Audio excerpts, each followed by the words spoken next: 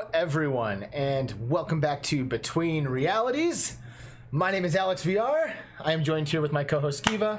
Skiva, how the hell are you, man? I'm pretty good, man. I'm pretty good. I am as well. You didn't ask, but I'm telling you. Yeah, I'm doing great. How are you? I'm doing good, thanks. I'm doing very good. Very cool. Welcome to episode 5 of season 2 of the show. Just banger after banger this season so far, you know. I think in total, we're like 20 episodes in. 20. Oh, total of the show? Yeah. Oh, yeah, I guess so. 20. Yeah. Nice, man. Yeah. This is great. Yeah. I love Good it. Stuff. I love it. Well, we're super stoked. This season's been amazing. We've had amazing guests for all of our episodes so far, and today is no exception. Waiting in the wings with us is one of the dudes who is a member of, hands down, the most popular VR podcast on YouTube, right? Yeah. There's nobody even holds a candle to these guys. I don't think so. From the f.reality podcast, Mr. Rowdy Guy. Hello. How's it going, buddy? I'm doing all right. Like I was very happy with that introduction. Like you said, like a string of awesome guests, and I was like thinking, oh no, now they're gonna say this episode is gonna be a little bit of a no, we're gonna have a little bit downer, but no, you guys just went like full in and went like, you know. Yeah, I am an awesome guest. I completely agree. I know that you struggle with like self-confidence issues, so I like wanted to kind of ground that to you for a minute and like make you make you sweat for a second.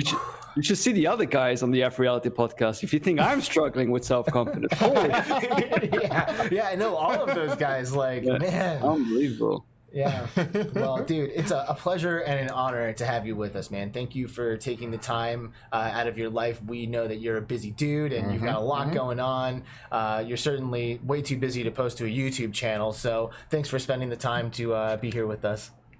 Yeah, my pleasure entirely. Very excited to be on the show.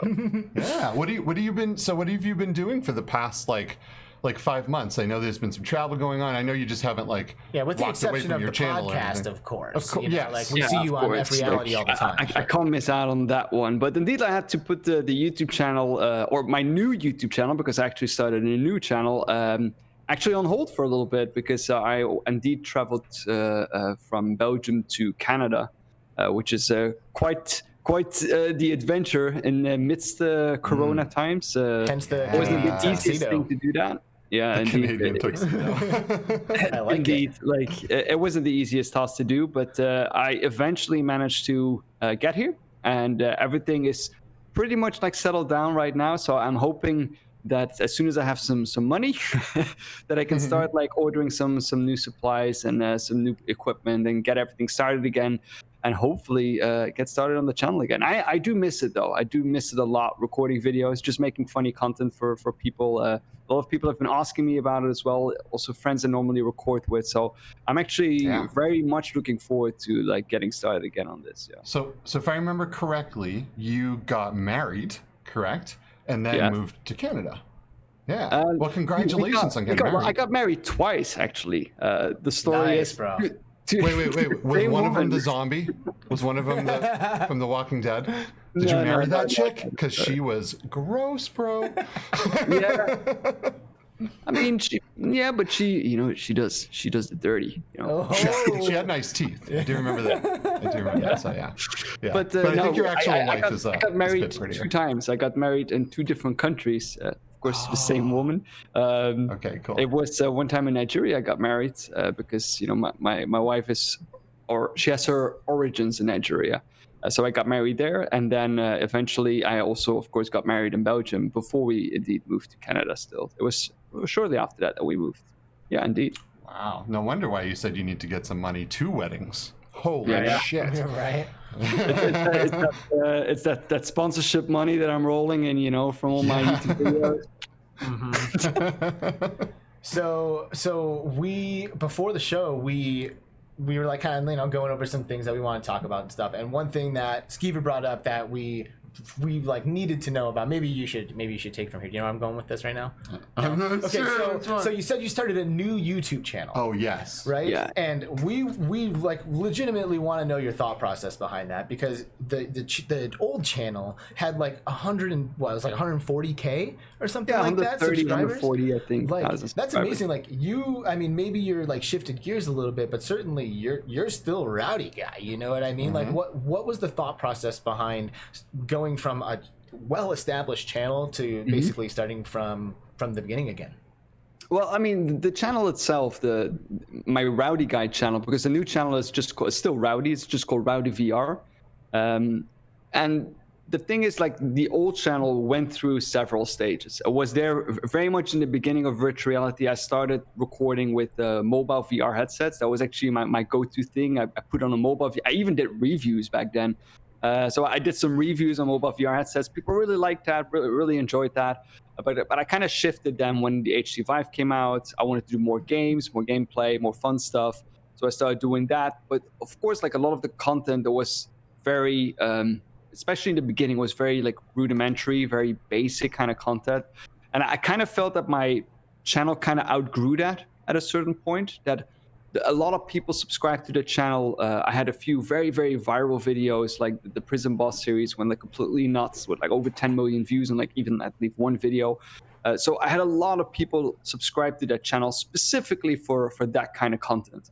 And I wasn't really comfortable with myself like continuously making that kind of content. I mean, I make content on YouTube mainly because I need like some kind of a creative outlet where I can do something that I enjoy to do. I like to make people laugh. I like to make funny content. And it became at a certain point in time that I was like, I'm not making content for myself anymore, but I'm making content for people that are subscribed to the channel. And it's not content that I really want to make anymore. It's not that kind of content that I want to bring. I kind of outgrew that kind of content. Mm-hmm. And I talked to some people, and eventually I decided maybe it's best if I just start a new channel doing the stuff that I really enjoy, like making really funny kind of clips. Don't adhere to a specific time schedule. Since I was back then, I was recording a lot of content. I was even making at a certain point like daily videos, and YouTube really liked that in the beginning. But your content starts to like suffer on that. The quality that you want to deliver needs to decrease if you increase the quantity of it. And that was something that I kind of struggled with for quite a while, up until the point that I finally made the decision and said, you know what, I'm gonna put an end to the channel for now. Like I'm not gonna delete it, I'm not gonna remove it. I'm still gonna keep it there. I might still return to it at a certain point, doing something different, as I have a big subscriber base on that channel. But I want to make a channel with content that I'm proud of, that I really enjoy making. And that is the reason why I started a new channel. Fair enough. I mean, I guess if you're looking at it like that collection, like your channel is like a collection of your work, like I guess you could maybe, we used the analogy again before the show of like the Beatles, like if the Beatles come out with an album, they don't like change the name because they decided to go a different direction with it. Like that's kind of where we were coming from. But now that I'm thinking about it, it's almost like you're viewing your whole channel as an album, if I'm understanding you correctly. Yeah, and it's like now right. You want this album to kind of represent you from a new, in like your current form. You know what I mean? If I'm understanding right. Like the channel is also, I think, now roughly 5 years old. I think something like that I was making content on VR YouTube. And, I've learned so much in all those years. And I don't feel that all of the quality that is on the channel represents all of that. And I know that other people, like, for example, like a buddy of mine, Josh Dopp, which you probably all know is probably the most popular VR YouTuber. I talk with him about that as well. And what he used to do, like back when, his content started really popping, is he would like remove older videos of like content that he didn't feel represented his channel anymore. And that is another strategy that you could do. You could start removing older content. But I, for one, I really enjoyed his older content. And I was like, I don't know if I want to do that with the content that I've already created, to start removing content and just go from there again. I don't have that many videos on there, but it's definitely something that you can do as well. It's just not the road that I chose. I had to make a decision like this on a much, much, much smaller scale when I first kind of started my YouTube channel and got up and running. Initially, it was just PSVR content, and then I was like, okay, I want to get on camera. I'm going to get a Quest. I'm going to do all these other things. And in that moment, I had a decision to make, because on my channel before that, all I did was stream Firewall 0 Hour on PS4. That is all I did. I did it daily for like a year, you know? So there's like literally hundreds of Firewall 0 Hour videos just straight up chilling in like the past on AlexVR YouTube channel right now. And I was doing those videos under a different name. It was called Versus Gaming at the time, like VR versus gaming, because I was focusing on competitive gameplay. So I kind of had this like choice to make. I was like, man, like, you know, do I start again? I had like 100 subs, or, you know, a couple hundred maybe, or something like that. And I was like, I'm just going to change the name. You know, it couldn't possibly hurt me just staying there. You know, if somebody comes across it and then they end up subscribing to my channel as a result of it, cool, you know? So now, like, I'm still like, I'm unsure, especially now getting your perspective, you know, like, should I go in there and like axe all those Firewall videos, or do you think maybe one day I would like be sad that I can't go back and revisit them? You know, like, it's such a hard call. Yeah. You know? The thing for me that I think bothered me the most is that as soon as I had a new video with new content that was doing well on my channel, it would, according to the YouTube algorithm, automatically start pushing older content for me. Content that I didn't really want to, and especially the popular videos, you know, the videos with like over 1 million or over 5 million views, they would like start like, you know, if you like this new video from Rowdy Guy, you probably really like this other video from Rowdy Guy that has over 1 million views or over 5 million views, and start pushing those videos out as well. And that was not the kind of videos that I wanted to get pushed. I wanted my newer content to get pushed more. And I could continue on that and like keep on going up until like YouTube like realizes, this is not the kind of content we need to push anymore, because those people are not interested in the older content. They want the newer content, and like get the algorithm to learn that. Or I could just start anew. And that's what I kind of did, start a new channel. Well, that's pretty gutsy, man. I feel like, it takes some kahungas to do right? that. Yeah, you know. Well, it's really got me thinking about what I'm gonna do. I wonder if I should go back and delete all those videos, because they really aren't helping me. You can just make them unlisted. You don't have to delete them, but you can do that. Is that the same? Is it the same as far as YouTube is concerned if you unlisted versus deleting it? Does anybody know? I expect it to be the same. Since YouTube can't push a private video or an unlisted video. Right. Yeah. Well, cool. Yeah, good to get that perspective there.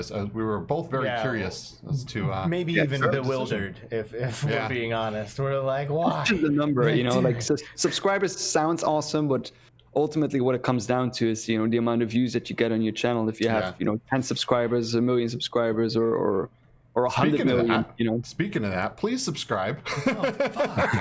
We suck at that. We suck at saying that. We never remember to tell people to fucking subscribe to this shit. Well, please subscribe. Subscribe. All right. Come on, let's go. Do it for me. Do it for me. Do it for Rowdy Guy. Do it for Rowdy. Dude, all right. This is kind of interesting. Rowdy, I want to ask you a personal question. What's your name? Ooh. Is that something we can't divulge on? I realize that I don't know your name. Like, I've only called you Rowdy. I've only called you Rowdy ever. But I like to keep it that way.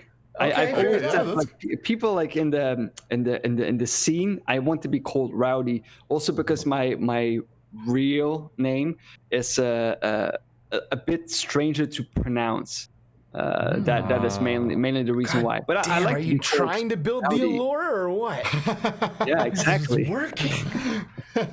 Rowdy Guy, international man of mystery. Yeah. That's what she said. So, how long has f.reality been going on? Like, how long has it been now? Yeah, well, I mean, with f.reality, I would say now that we are busy for a good 2 years. But we started before that. We started with the VR Insight podcast. That was back I remember that. when we were still running it on Nady's channel. That was mostly like a test run to see if we enjoy doing this, if there was an interest for that as well. Like if people were interested in seeing that a bit more like a structured format.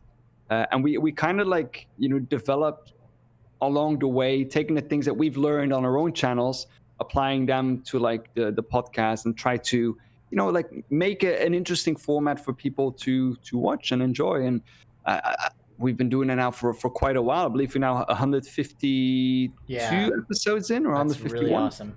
So we've been trying to do it like really consistently. Every Saturday I think we've only taken a very short break once, because we all were like, we need to take a break to revitalize a few things. People were worried about that we were going to quit. That was never like a thing in our mind. We kind of like want to, we want to keep things fresh, and that's also why I gave the discussion like about my own channel. You need to keep things fresh for yourself in order to keep on enjoying what you're doing, because otherwise it's becoming a drag, and if it becomes a drag, it becomes dangerous because people quit then. Right. It was awesome seeing you guys do it together at OC6, like out on that balcony, man. Like, that was a good episode to watch. That's like that's so awesome. I mean, how many times have you like met up with these dudes? Like, can you count it on one hand? That's the funny thing. We haven't been able to meet up that much at all. Like, I know that the first time I met Nathy was on a YouTube kind of gathering after we knew each other for like a year already. We were like talking, and like we made some videos together and stuff like that. And that was the first time I met Nathy. But I think both Mike and Zim, the first time I met them was at OC4, OC5. Yeah, it must have been OC4. That I met them the first time. Yeah, the first time I met them at OC4, both of them, which was awesome, of course, because we talk so much with each other. Also outside of the podcast, we're actually all very good friends, and it's awesome that you can develop these kind of friendships in virtual reality or online at least, and then get to meet each other for the first time on a virtual reality conference, which is, I think, awesome. That's funny. Yeah, I've met so many people now, playing VR, and it's funny. I feel like you forge like a different kind of relationship when you can see someone's avatar, and you almost feel like you're chilling with them.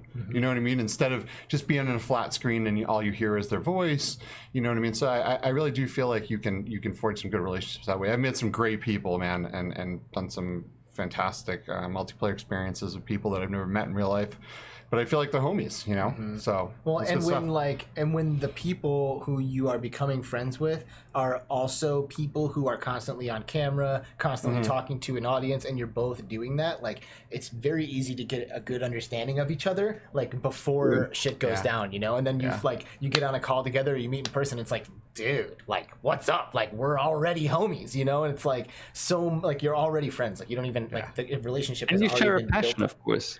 And that is like community everything. Is still so small, I would say, especially at these kind of VR events. You kind of like, you keep on running into people that from one way or another. So I think that is still one of the most awesome things that you can just go to a conference all by yourself, and you're bound to run into someone that and I think that is awesome. Were you as heartbroken as I was when they announced that OC7 wasn't happening? Oh, for sure, man. It fucking gutted me, dude. Especially because you don't get to meet so many these people so often. Like even people from like the industry themselves. Like I know some people with Oculus that I get to meet only at that event, and you don't get to see them then either. And it's kind of a shame because those people also become like friends during the years, and all those content creators, those developers. It's a shame. It's a shame. When are we gonna go back, man? When do you think expos will be a thing again? I feel like it probably won't be until at least 2022. I mean, realistically, but like this year, I don't see it happening. And then when they come back, do you feel like they're going to be at 50% capacity because people aren't going to want to go? What about like a year from right now? What about like halfway through 2021? I mean, I don't know. What do you think, Rowdy? I mean, I know here in Arizona the situation isn't too great. So yeah, I mean, I can't speak for the US, of course. Like it's a difficult conversation just to have because we don't know a lot about exactly what is going on and how to tackle it as well. There's so much talk about a vaccine, but nobody knows if a vaccine will actually do the trick and help us out there. Because especially since they're now saying that the immunity that a vaccine may give you might not be for that long, or the virus maybe mutates too fast. Like there's so many factors you need to take into account with this kind of stuff. I think a lot depends on what happens during this winter. I would say this winter, early spring, to see what kind of stuff is going on next year. Because I don't see it indeed in the foreseeable future. I think the earliest that we could even start talking about these kind of things would probably be like next summer. Hopefully, then things have settled down, or like we have found some kind of way to calm this down and to open up stuff again. But I don't think that will be before the summer next year. And out of this kind of has like birthed like a strong necessity for like compelling engaging experiences at the house, and one of the things that I'm noticing like really gaining a lot of traction right now is the esports scene in VR. I feel like everyone is seeing this as an opportunity to use VR as exercise, as a competition, as a lifestyle, and what is it? The VR Fitness Summit is going on right now, and dude, this blew me away. I think we have a browser. I don't know if you have let me mute it before I bring up the. You always do this shit. I know, I always do that. God damn it! Sorry, everyone. Didn't mean to blast your ears out there. So anyway, this VR's Fit Summit. I think we might be able to pull it up in the browser too. Rowdy, you're not going to get to see any of this. Oh yeah, there's a ton of games, a ton of multiplayer games that are like you can play in tournaments for them, and you can win money doing it. Like there's a cash pool for most of these tournaments that I see popping up. Yeah, there is. There's a lot of money being given away right now with a lot of these tournaments, man. It's fantastic. This looks really good. There's a lot of different games in here. We got Audio Trip and Creed, Rise to Glory, Echo Combat. Oh, that's interesting. Echo Combat. Flamingo League. Yeah. 11 Table Tennis. Elven Assassin. Wow, that's an oldie. Jeez. Fit XR. Man, the people who win that competition. Right. Yeah. Cut. Yeah, right. Hyper Dash, In Death, Iron Lights. Man, there's just so many games here. Tons. It's ridiculous. Ninja Legends, O-Shape, Pro Putt, Racket NX, Sorrento, Swords of Garas, Synth Riders, Thrill of the Fight, The Unspoken, Walking Dead, Saints and Sinners. How do they do that? Tribe. So I need to know what in fitness. Like, are you going to lose weight by doing this? Well, I don't know. Like dancing.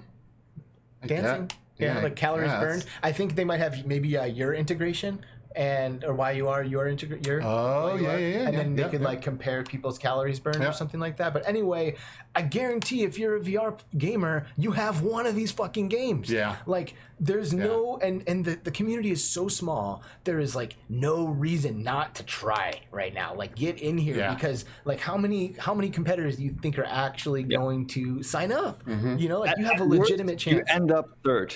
Like yeah, seriously. I mean that's an exaggeration, but like seriously, I slapped together a tower tag team with, granted, the best player that I could see in the game, but like I was new to tower tag, and my team and I took second in the Summer Cup. Like it is within reach. Like sign up for these games. Maybe we'll like find a way to, I don't know, wrangle our Discord up and like put some squads together or something. That'd be cool. But this is going down, so everybody look into it. Rowdy, you make a lot of like comedy content. You like to, have fun in there. Do you ever like get competitive? You ever go for the W? The problem is I'm far too competitive for this kind of stuff. Like I get angry when I lose. Like I legit like start like swearing at people if I lose. That being said, I remember at OC4 they had this Onward VR esports competition, which was like the world championship. My buddy Viper was in there as well, and some other people that I knew. And it is legit one of the coolest things that I've seen Oculus put on the floor there. It was such a shame that they didn't do something similar at OC5, but holy heck, like the way that they portrayed, like it kind of like made me so much more interested in the esports scene just in general, like everything in esports, but then that specific segment, it was so cool how they did. They had platforms, you had people going prone, full prone on the body, with those Pro Tube rifles, sniping and stuff. Yeah. It was so serious cool. With Onward. They get really serious. Like real casters that really knew what they were doing. They had onward camera angles that were like flying over the battlefield. It was it was mental. There's this giant cup that they would give away to the winners, a serious prize pool as well. So there's so much stuff that can be done on the VR scene, and I think Onward is probably leading the pack in that one. Yeah, for sure. Well, I know. So me and Alex are going to be in an Onward competition for cyber shoes. You know, where you have to play with cyber shoes, obviously, which is super fun. But yeah, it's going to be a friggin' blast, man. Yeah. And this is like with who? Like, I'm like blanking. VRML. Yeah. So the VR Master League is going to put this on, along with Cyber Shoes and I believe Gamescom and Germany. Yeah. So this is like they're like legitimately putting together some teams running around with their side, and we don't have the full picture. We're actually kind of announcing this right now because like I don't think they've done a lot of announcing for this. Yeah, you know, like they basically just contacted us, and we're gonna spill the beans on a few things here. We put together a little squad with myself and Skiva and Steve Knows and Eric for President. And we are coming for you, dudes. So we're all going down. So there's a few others that I'll leave it to them to announce their involvement in it. But you know, other content creators and stuff who have cyber shoes at their place who are going to be participating in it, and we're excited. And I am also competitive, and I am definitely going to be trying to win this.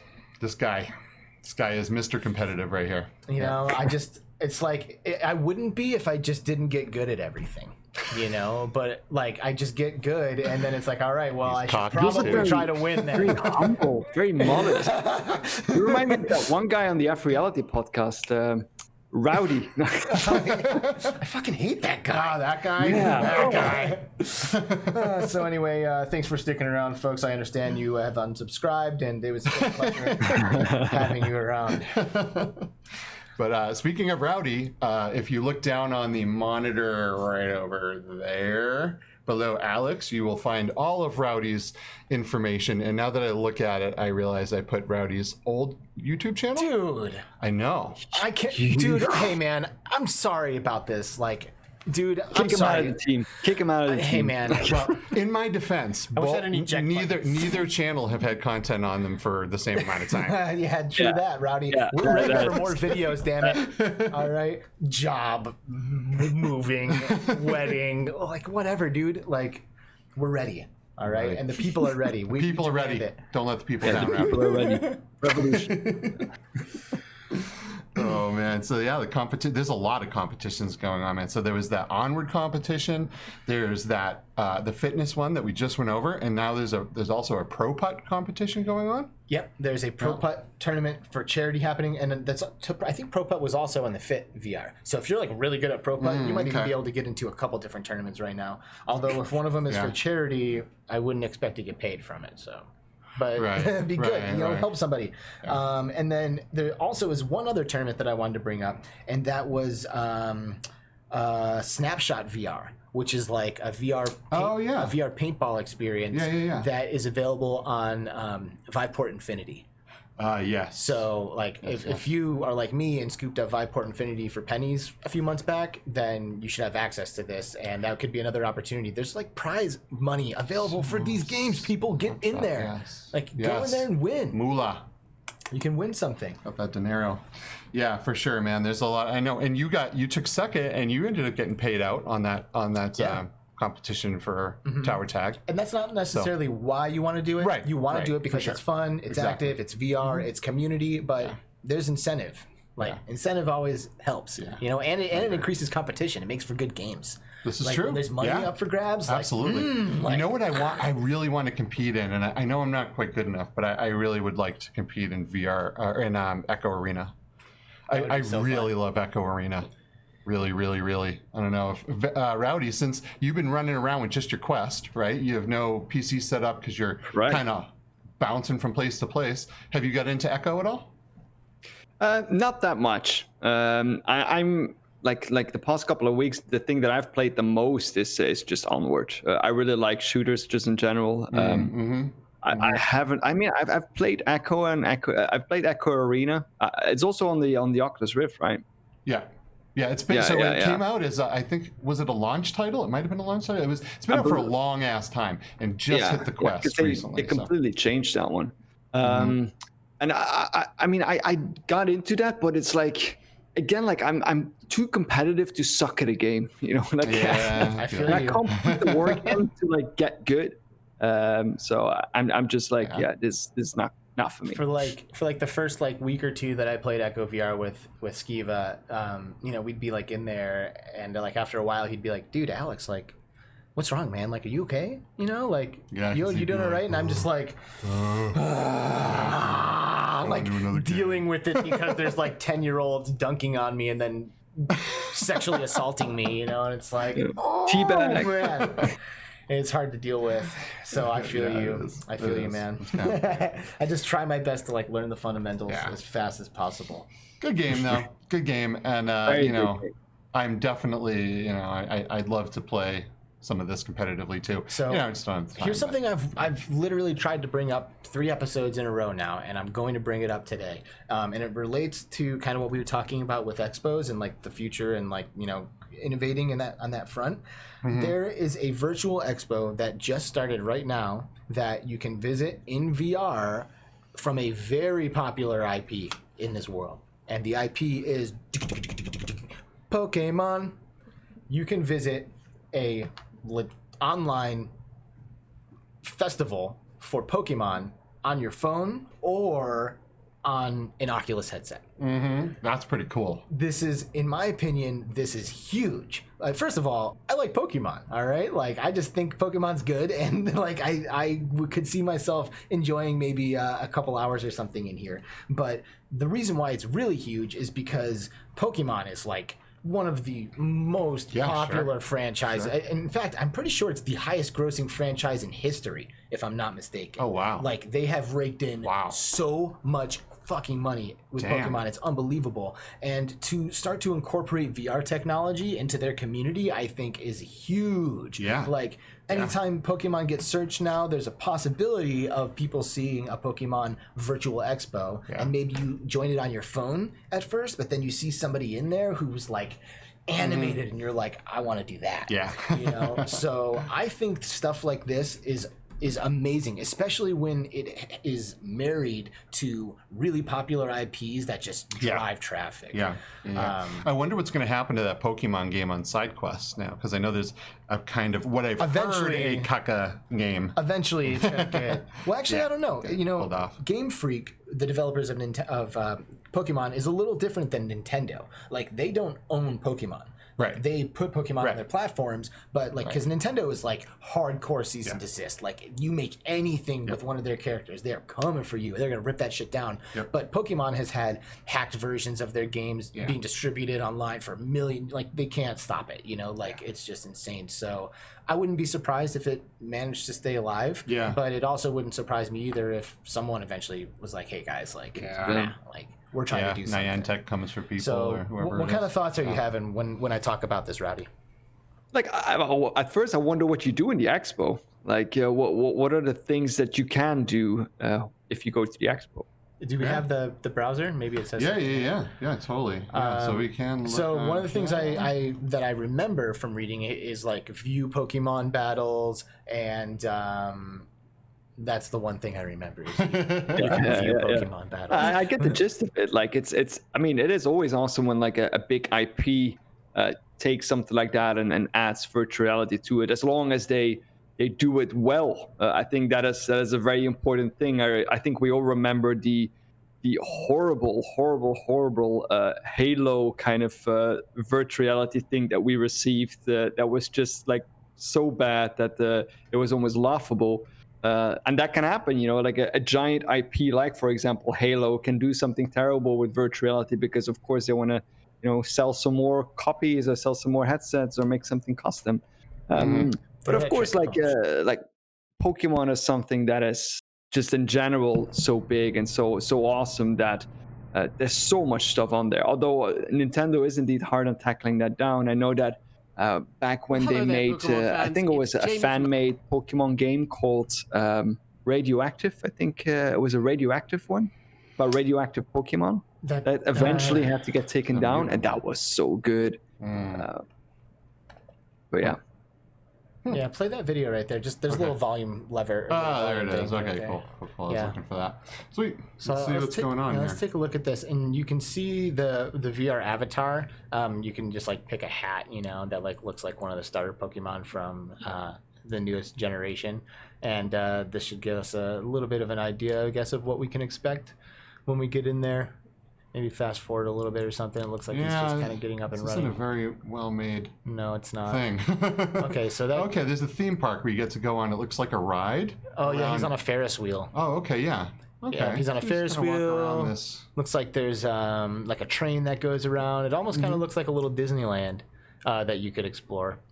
Frankly, it looks beautiful. Yeah, it does. It looks. There's a ton of Pokemon stuff in VR chat as well. And I know that there's, if you're into Minecraft, virtual reality Minecraft, there's like entire like Pokemon worlds and adventures that you can go into and just play the Minecraft, which I think is awesome as well.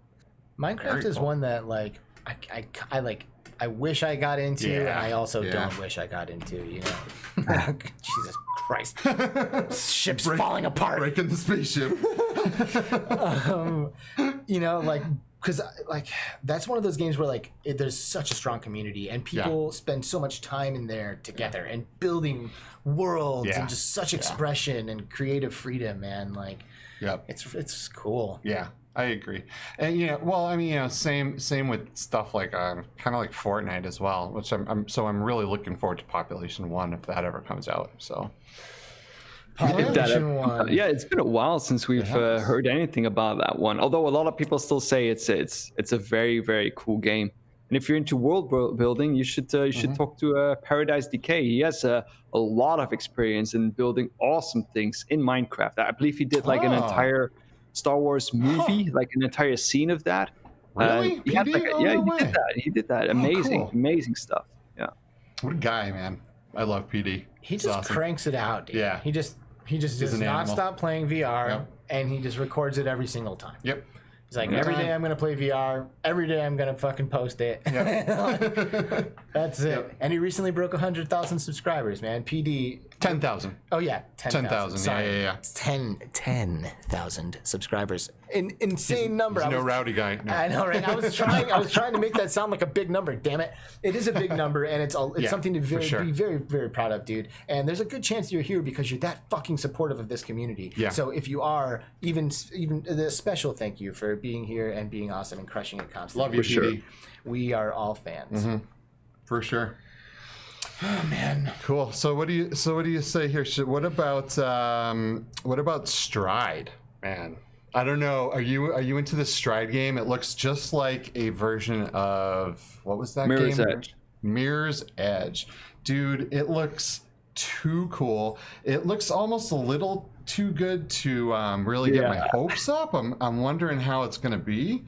If I can find the button here. Okay, there we go. We talked about that very briefly on a segment of our podcast as well, and it looks awesome. The trailer looks incredible. Like so good that I indeed wonder how is this going to work in virtual reality. Nate did comment that the developer is known for making these very, very high impact kind of trailers, but that the gameplay can sometimes be a little bit disappointing. Yeah.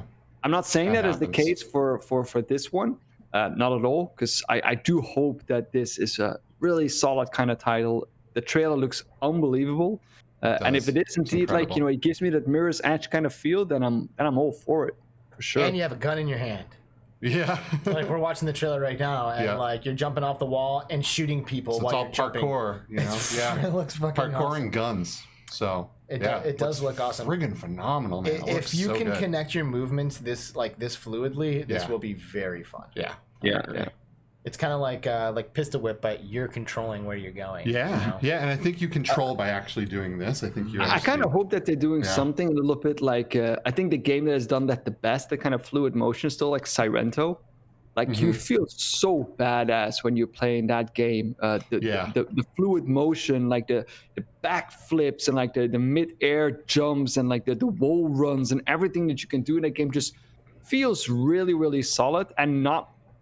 For me at least, it doesn't induce any motion sickness. So I do hope that they look very well at that game and take the strong points from there in terms of fluid kind of motion and apply that to that Mirror's Edge kind of feel. Motion sickness is something I would definitely be wondering about with a game like this, where you're just full on running. You know what I mean? But I think part of the motion sickness thing is what?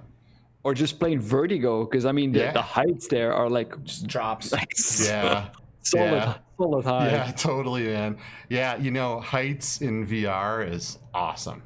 Like you know, it's one of those things when you first start playing VR, you see, you walk up to some tall friggin' whatever it is, and you look over the edge, and you're like, oh my god, and your tail kind of goes between your legs, and but then eventually you get used to it, and you're like, whatever.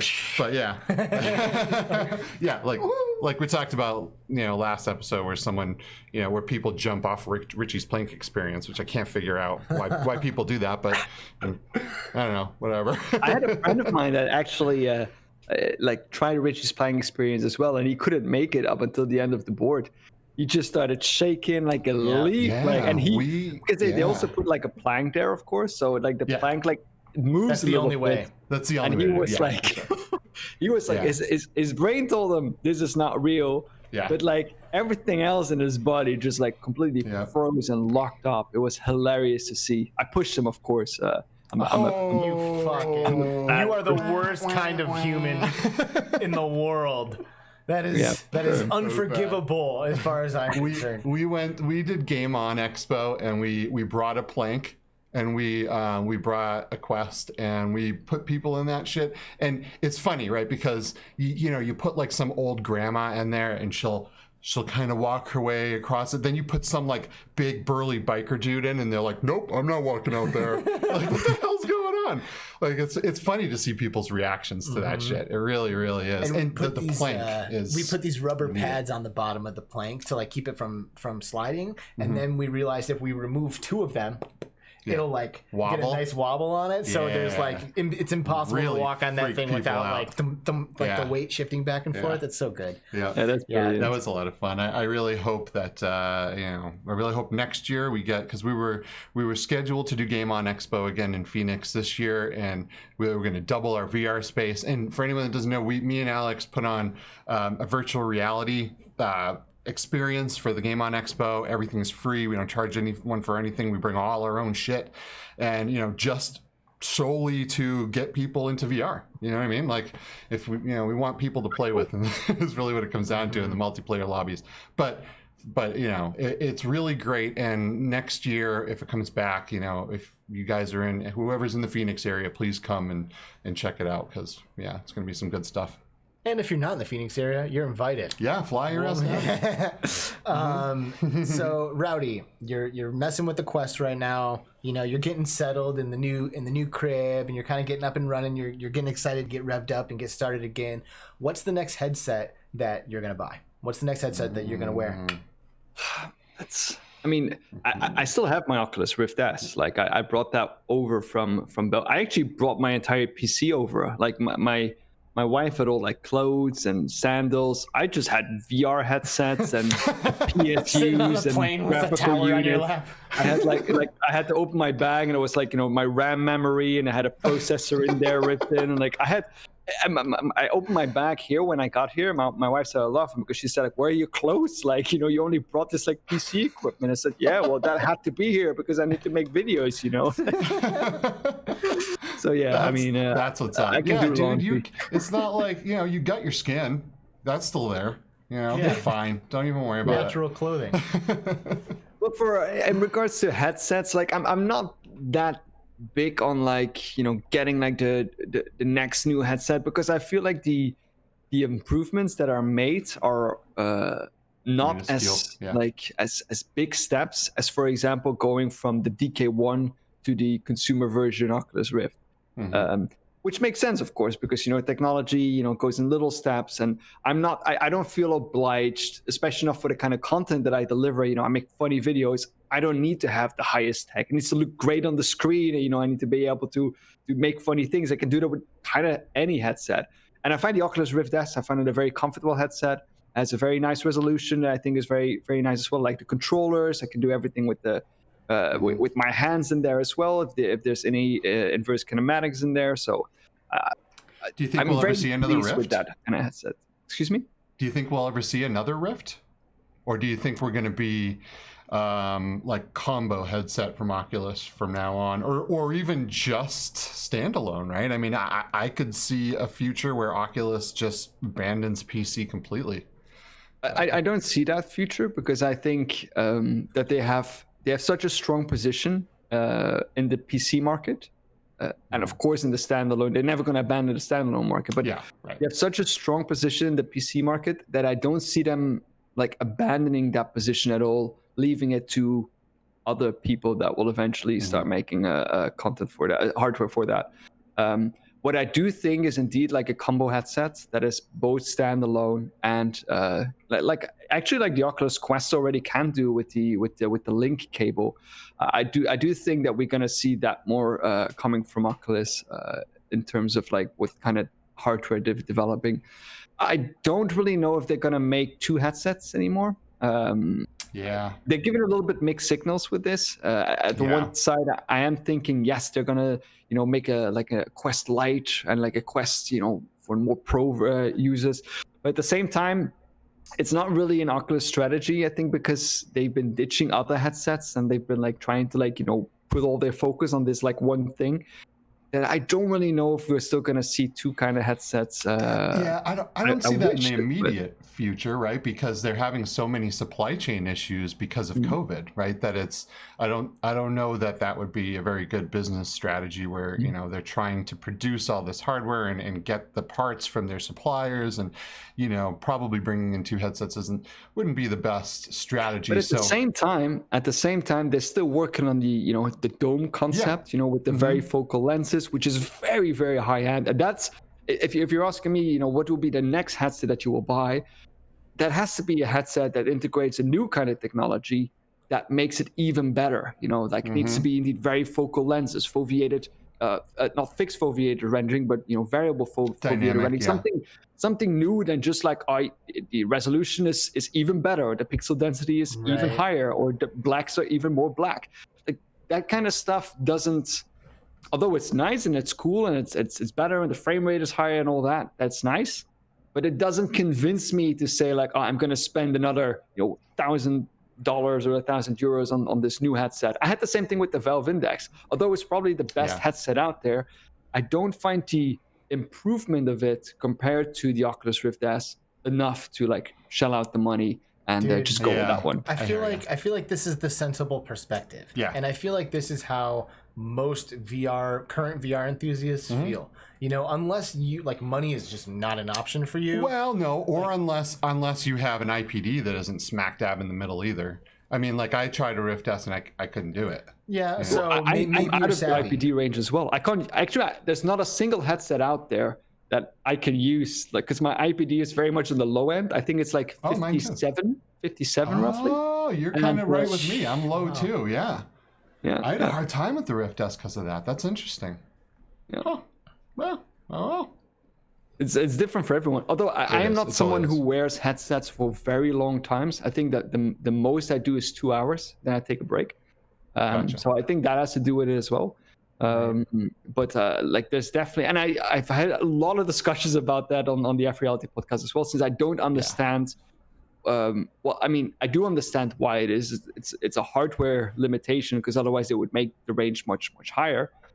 But right now, like they're only roughly within one standard deviation of the mean, which means that they're only supporting roughly 68% of the people. Which I don't, and that's males. That's not even including females. So actually, the percentage of people that they're actually having that range is maybe 60%, which is low.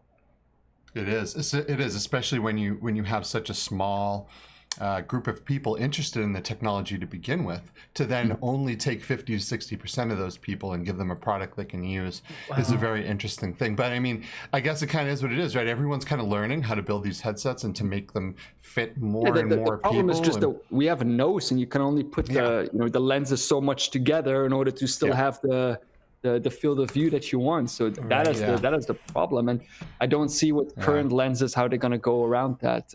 Well, and the thing that I'm thinking lens over design here is very new.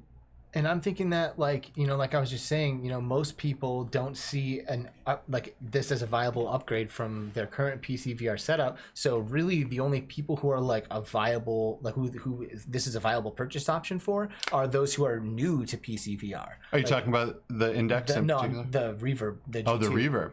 The G2. That's what I'm thinking. I'm sorry, I guess I didn't frame that. But like when I'm thinking about what I would get right now, it would be a G2, you know, or an Index, you know, but probably the G2 whenever it's available. But you know, using a Vive Pro, that's not a viable upgrade. You're using Index, it's not a viable upgrade, and you're even on a Rift S, you're like, nah. Well, I'll tell you what. I mean, I pre-ordered the Samsung headset when it came out. What's that thing called? The Samsung Odyssey. And it was great. It looked beautiful, but the frickin' Windows mixed reality tracking was garbage. And it was just garbage. And I'll tell you, I will be really surprised if they are able to pull off what Oculus pulled off with the G2, with being able to you know, put your controllers in front of each other, you know, like in games like Onward and stuff like that, and have the occlusion, and not have your hands fly away, or put it too close. You know, you put it close to your headset, and then because the cameras are right, they're sticking it right in your face. I mean, it's an issue, and I don't know how Oculus got around it, man. But they did a really, really good job with it. And I forgot about that. Yeah, you know, the Index, you get that lighthouse tracking. Oh, dude, I mean, that's the biggest thing with the Index. Yeah, is the tracking for sure. The thing though with the G2 is I do see a big market for that, mainly because of sim racing. I think that a lot of people who enjoy sim racing or sim flying will hugely benefit from a headset like that. And those are the kind of people that are also willing to, you know, spend that extra money to get even a marginal improvement, just because they need to have, like, you know, the best kind of quality, the best kind of experience. You have an increased resolution. Tracking them, because you don't really use controllers that much, is also less of an issue. Although I do expect them to have improved the tracking, mainly because they've been working on that for the past couple of months and years. I do think that will be a great option if you are a pure sim racing. I think that is even a better headset to get than, for example, the Valve Index or the Oculus Rift S. Well, it's interesting, right? Because when you think about it, you wonder, have they really been working on the tracking that much? Because all of their partners, Dell, Acer, Asus, all of these people who put out mixed reality headsets, Lenovo, they've all ditched the Windows MR stuff because they didn't sell, right? So if you ran a business and all of your partners left, except for one, how many resources would you put towards that? You know what I mean? Do you really, like, I don't know. I'm curious about this, right? I mean, it really makes me wonder how it's going to end up turning out. Of course, yeah, that's a very good point. But at the same time, I think that the tracking solution, as well as the tracking solution that Oculus provided, is mostly a software update that they've actually managed to do. They've much like, for example, the Pixel 3 phones still have like one of the best cameras out there. Is also related to software, and I think that what Oculus has done with the minimal amount of hardware that they have, they've managed to develop a software technique to get a very, very decent amount of tracking, or a very accurate kind of tracking within certain kind of limits. And I know funny, that right? if there's one company that has a lot of resources, it's either Facebook or it's Microsoft. So I do think that even if they don't spend that much resources on it, there will still be a fairly, you know, ginormous amount of money that they'll probably have available for that.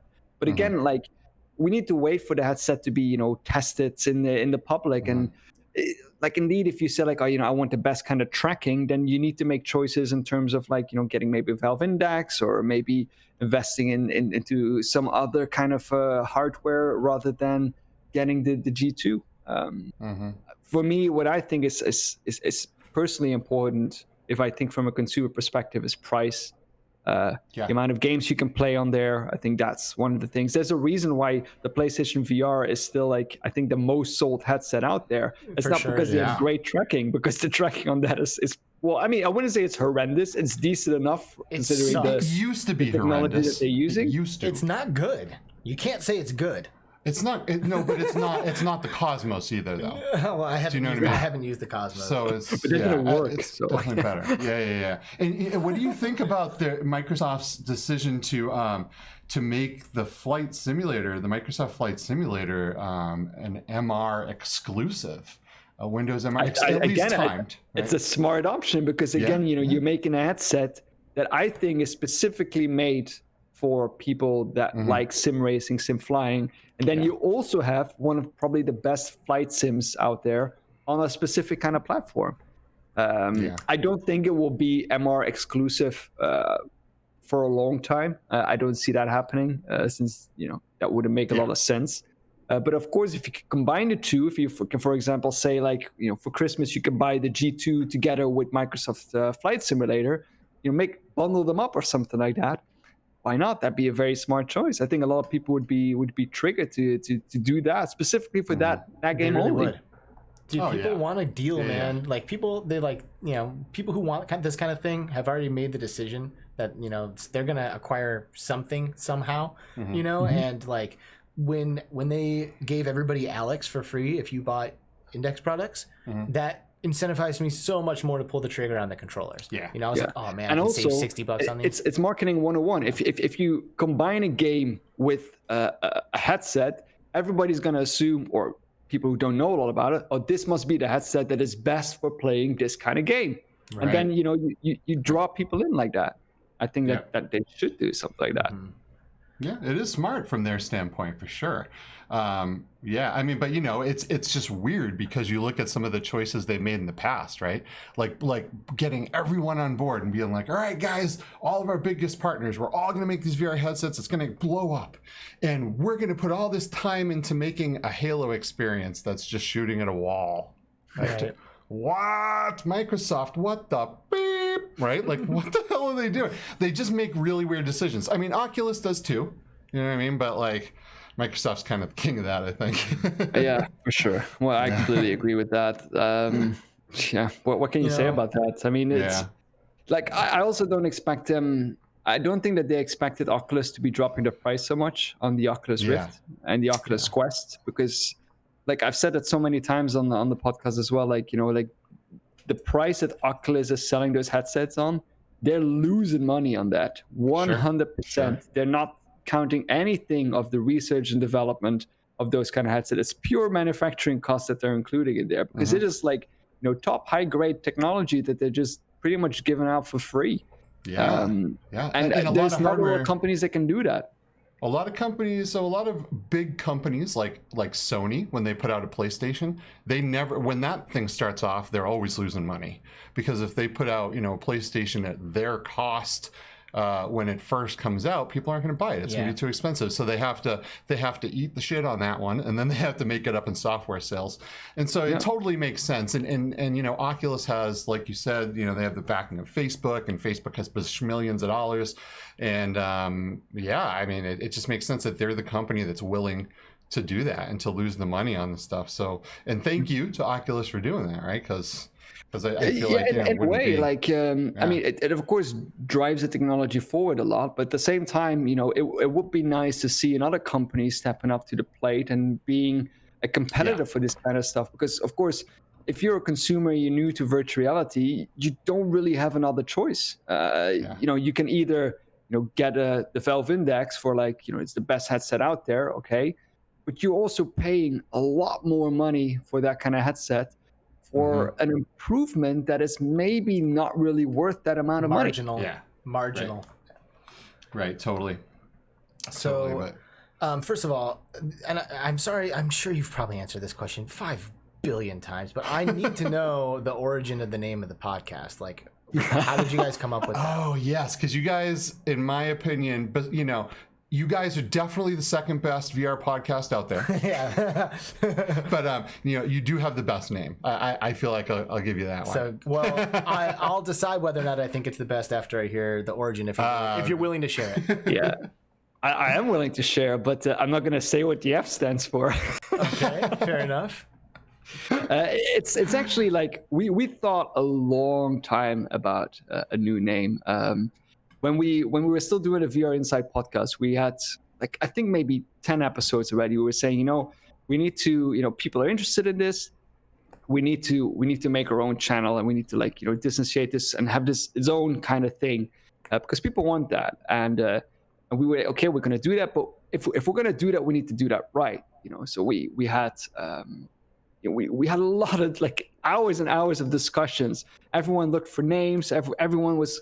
I don't even know who actually came up with the name in the beginning. I remember that I was watching a lot of TV, and you had, of course, F.reality from how's it called again? The TV series, Mr. Robot. Oh yeah, Mr. Robot. Yeah, F.reality right there, and I think there was a link between that and then that we then did F.reality. And we kind of always wanted to keep it a little bit of mystery. What does the F stand for? It can be fabulous. It can be fantastic. It can be freaking. It can be, it can be. Reality was my go-to. Yeah, I think that's anytime I see reality. that, it's fuck reality. No, we're saying fuck you to reality. Yeah. This is VR, bitch. Our we're reality. doing everything we want. So there's a lot of people who do that. And I think that's the nice thing about not telling what the name is, that you can interpret it in a lot of different kind of ways. Yeah. And when we first had that, we had 3 names that we were going by. I forgot what the other 2 were, but that F.reality always stuck, and we're it really gives it a little bit of punch, Yeah, and then eventually, it's very edgy. We kind of wanted to go awesome. with that, a little bit like a grungy kind of retro grungy style. It just suited really well with the name comes as well. In the aesthetics. And then, what'd you say? I said that really does come through in the aesthetics. There is that kind of grungy. And then we managed rough, to get edgy. someone who was willing to make some artwork and do some intro scenes and stuff like that. And it all just kind of glued together. And we found music that really fit to it. It was something we had a lot of fun doing. It was a lot of I really enjoyed that. But we spend far too much time on doing that. Well, it is fun, right? I mean, that's part of the creativity that we all thrive for, doing this stuff, right? I mean, to be creative and to brand yourself and come up with the logos and the artwork, and blah, blah, blah, blah. It's a lot of work, but it's super fun. Our story is very similar. You know, we kicked around ideas a lot for a while, you know, and we had we probably had a list of if I had to guess, maybe 30 names or something like that before we started whittling them down. And choosing a name for something is one of the hardest parts. So stressful. It really is. You know how long and hard I thought about Alex VR. It took me 2 weeks to land on that, and it's so simple and it's just my fucking name, but it's so hard to just commit and be that's it, that's what I'm being referred to. This was supposed to be the Skiva show. Yeah, I was dude, no, that name is fucking stupid. It's 0 chance.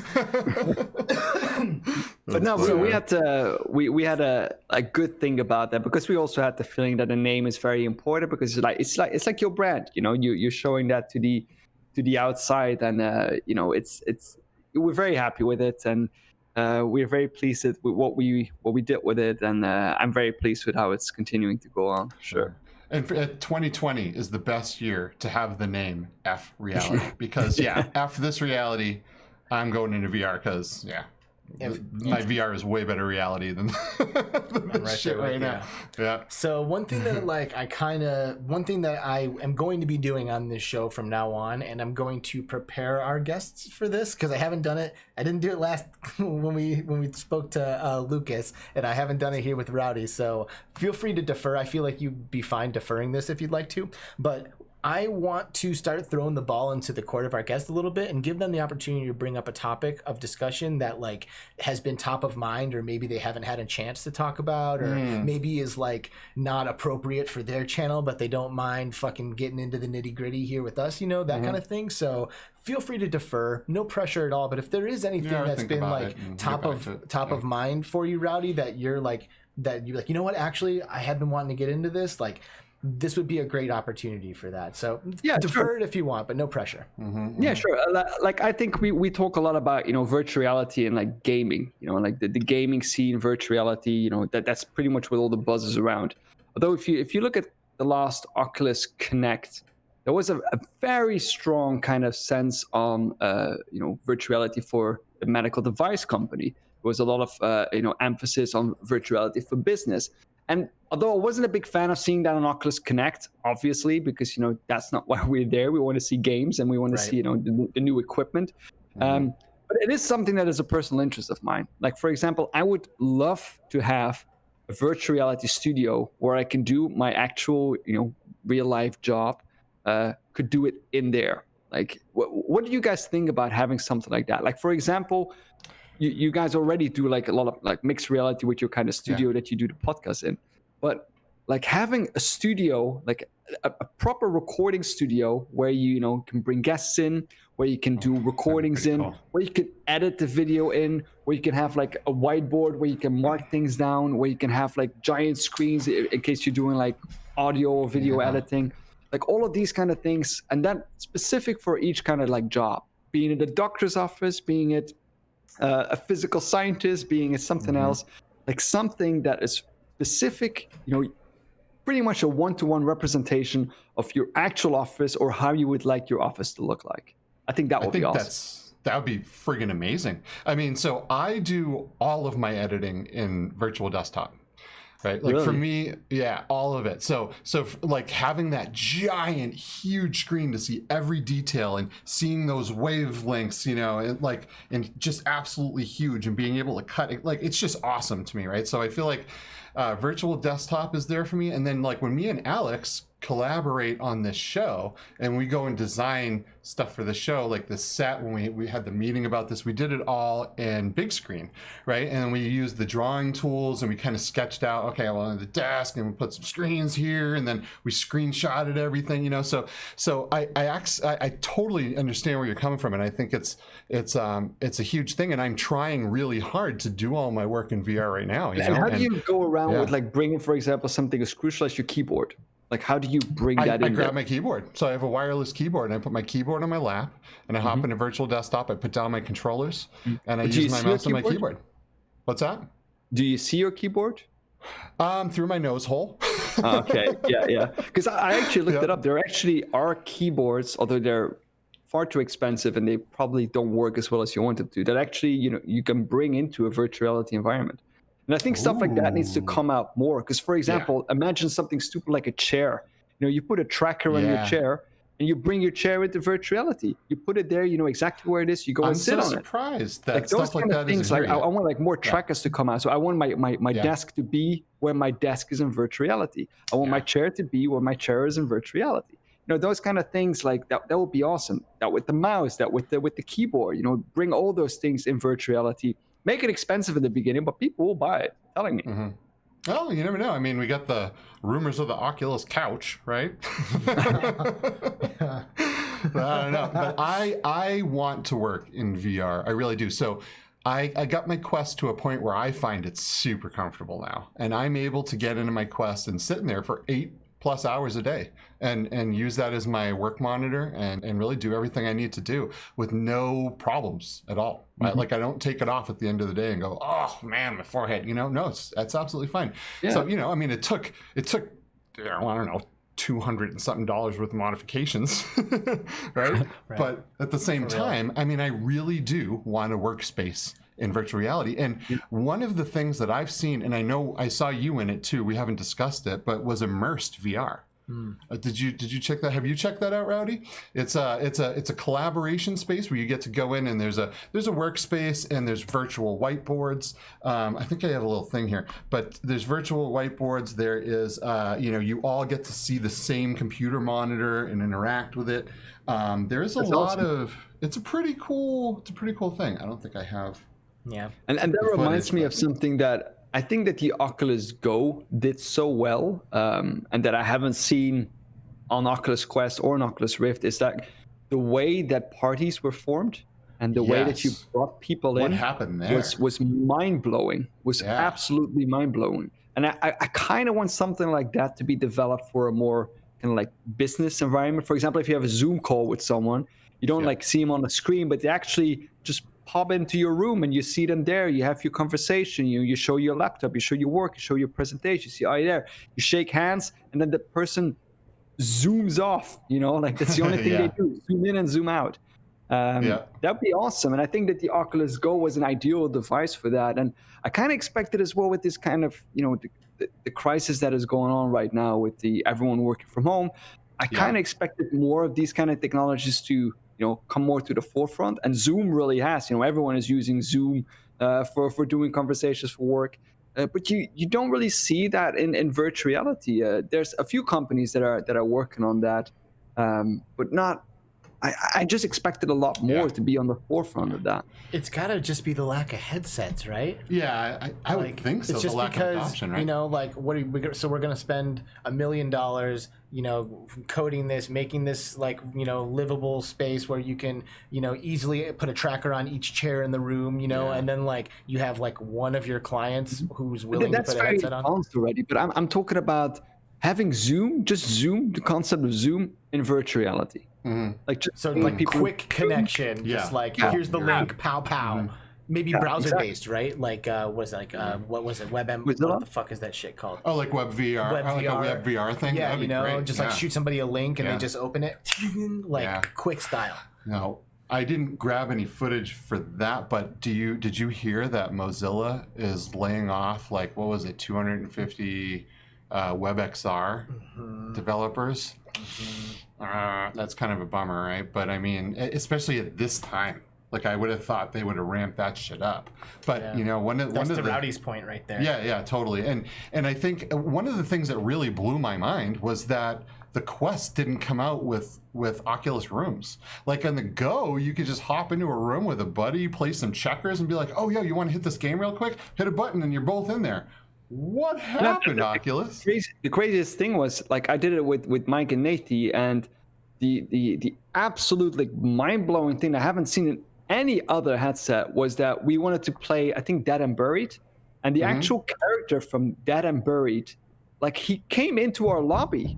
We said, "Wow, you want to play some Dead and Buried right now? Okay, let me take you to the far lands, whatever." Cool. And then we were like, "What the heck is going on? This is actually this character is in our lobby," and then he would take us and we would go into the Dead and Buried game. And I was like, "This is awesome. This is how it should be." That's cool. But you don't see it anywhere else. What happened? Why didn't they do that with the Quest, right? It's that right there. I mean, I would have bet all my money that would have been a thing, but instead they're like, "Oh, well, I guess we'll just wait for Horizons." Before Horizons, they had that Facebook app that was absolute freaking garbage. So Facebook's weird like that. I'm always like, well, I praise them sometimes with their tracking abilities, which is software, like you said, Rowdy, right? Where you're able to hold the controller right up to your face, yet it doesn't break the tracking. But Facebook, being a social company, can't come up with social software that doesn't suck. So, and Horizons will hopefully be the social software that doesn't suck, but we don't know yet, so I guess we'll see. My current go-to social software that doesn't suck, Real VR Fishing. Hands down, my favorite social app that's not even a social app. It's a fucking fishing game, but it is now my favorite way to socialize in VR. I have had, anytime I've gone in there with somebody, it's I realize that it's more about this. I'm sitting there, it's not I'm about the fish. Every now and then I'll cast out and I'll be like, "Yeah, man," and I'll keep the conversation going. But it's just something to do while connecting with somebody. And if you haven't done the multiplayer in Real VR Fishing, especially you, Rowdy, carrying your Quest around, dude, get in there, dude. It's awesome. It's so fun. I should try that. You should join us sometime. Yeah, absolutely. Happy to. You think, fishing, but no, it's really cool. It really is it's cool. It's the best. Yeah. I'm one of these episodes. I'll stop talking about it. Yeah. But right now, it's just my favorite. I would have never thought a fishing game would make such a big impact on me, and I know you're probably the same, right? It's fishing. How exciting can it be? But I mean, these guys made it, first of all, look almost exactly the same as real life, which is mind-blowing. And then you're able to have your homie come over and their boat pulls up next to yours and you're fishing together, and then if you're just hanging out by yourself and you start to get a little bored, you open YouTube, you put the YouTube window wherever you want, you watch your favorite show, you cast out, bring in some fish. It's freaking awesome. Right. Super cool, man. Well, and to pull it back full circle, you know, it kind of seems like that is almost maybe a vision of the future that Rowdy is kind of suggesting. You know, like it's like a room for that specific thing. You know, like we go into it, we do our thing together, and then like, you know, we can, you know, you go to the doctor's office in VR, you can go to the whatever in VR, you know, and like you can meet people in that social space, execute your task or whatever. You know, I mean, obviously, when I think about doctor's office, like, how well can you diagnose somebody in VR? I'll tell you what, man. I'll tell you what. So I have been using for years this service called MeMD, and it's you pay $50 and you go into a virtual waiting room, and then a doctor pops on and they're like, "What's up?" And then they send your prescription over to a thing, right? So you get a fever and you feel like shit, and you don't want to go to the doctor's office and get everyone else sick. You just hop in there, man. Well, you could totally do that in VR. Well, hold on. Well, what's with all the like body poking and like throat grabbing and shit that happens when I go to the doctor's office? I mean, like, I guess if there's certain things that they'd be like, "Yo, you got to come in because we got to," you know. I'm sure they couldn't like feel around and tell like if you had a broken rib. You need a new doctor, Alex. I know, right? Wait, not everyone does that with their doctor. What about when your doctor puts that huge rod up your ass? You know, like, you guys know what I'm talking about? No, didn't he tell you never to mention that? Oh shit! Oh my god! Not a family-friendly show. No, but maybe like, you know, maybe there will be some hands, right? Like some peripherals and haptic devices and stuff where like you can like walk up to like, I don't know, like the protruding robot arms in the room or something, and like they'll reach out and touch you and send some haptic responses back to the person on the other end of it. Or you work with, like, you know, like of course, like you can't do a full diagnosis, I think, in VR, but like the future is definitely in biomarkers anyway. So if you can get some kind of samples, for example, blood samples, or like, you know, like all these kind of like urine samples, fecal matter, whatever it is, you know, there's a lot of information you can detract from those kind of things. Saliva. So like I could take a picture of my dookie and send it to my doctor, and that's good enough? Well, think about when brain interfacing is a thing. Things with your doctor. Yeah, dude. Hey, man, he and I. Yeah. Speaking of doctors, didn't you also recently get your doctorate? Yeah, it's a PhD. I'm not a doctor. It's a doctor. Well, it's just a PhD, dude. Yeah, just PhD. Yeah. But I mean, technically, aren't you Dr. Rowdy then? Yes. Nice. Wow. In what field do you work? Can we ask what field you work in? It's neuroscience. Neuroscience, man. which is cool because I worked in neuroscience and other types of science for a while, but I did IT specifically for laboratories. So I did and giant supercomputers that took up fucking huge ass rooms to crunch the numbers. You know what I mean? Like to crunch all the genetics. Well. Like I'm a neuroscientist / data scientist. I mostly nice. Crunch numbers and like we have. I'm in the neuroimaging kind of field. That's cool, man. Nice. Fields. Yeah. Very cool. All right, on. So yeah, sciencey stuff. Science for the win. Science for the win. Man, that's pretty cool. So, Dr. Rowdy, dude, thank you so much for coming and hanging out with us and having this chat, dude. Yes. It's been a great time. We knew we were gonna have a good time when we were setting up for the show, and you did not disappoint us. So thanks, man. Glad to hear that. I'm glad I didn't disappoint. Yeah. You definitely did not. It was a lot of fun, guys. I had a lot of fun coming on here as well. Looking forward to this. It's a shame I couldn't make it live, but I got a very. Well, I shouldn't say that's a very boring meeting because then people see it later. But now I already said it. So. Damn it! No, honestly, I dig this because I don't know how you guys do it, man. But I start reading chat as it's going by, and I want to read chat. And I want to talk to everyone. I want to mention everyone. But then I'll look at Alex and be like, "Huh? What are we talking about? Right. I don't even know." You know what I mean? So it's one of those things. So if you pre-record, I can sit in there and chill in the chat. I don't have to pay attention to what we're saying, you know, and I can have fun. So It's nice. I like it. Thank you. Sure. Yeah, it's cool. You know, I mean, I really like to give people who join live the opportunity to like really be a part of the show, which is of course why I love to go live. But it is really like just relaxing to be able to throw it on and just like chill in the chat and enjoy it with everybody else and not kind of like be doing two things at once, you know? Yeah. So don't worry about it. We're more than happy to record episodes with you or with any of our other guests the way we have on the show, man. Anything to make it work because, you know, we just appreciate your time. Yes. Yes. Thank you so much. Appreciate it, dude. All right, we're gonna kick your monitor up and get you out of here. See you later. Everybody subscribe to Rowdy Guy. Follow this guy on these channels. You won't be disappointed. He is a hilarious dude. Thanks for joining us, man. Absolutely. Thanks, buddy. See ya. And thank you all for joining us in the chat today.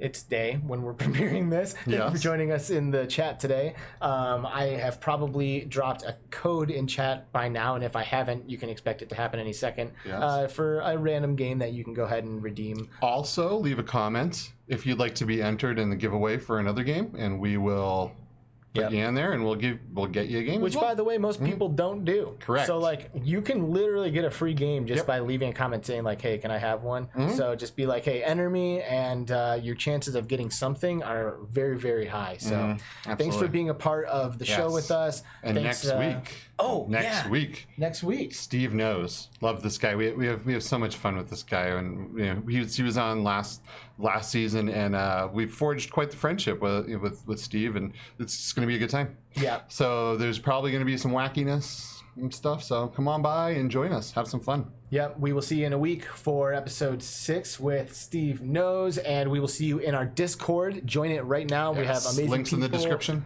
Click like. Click subscribe. Skiva, thanks for pushing all the buttons and operating the spaceship, man. And we'll see you guys next time. Thank you so much. Take care. Bye-bye.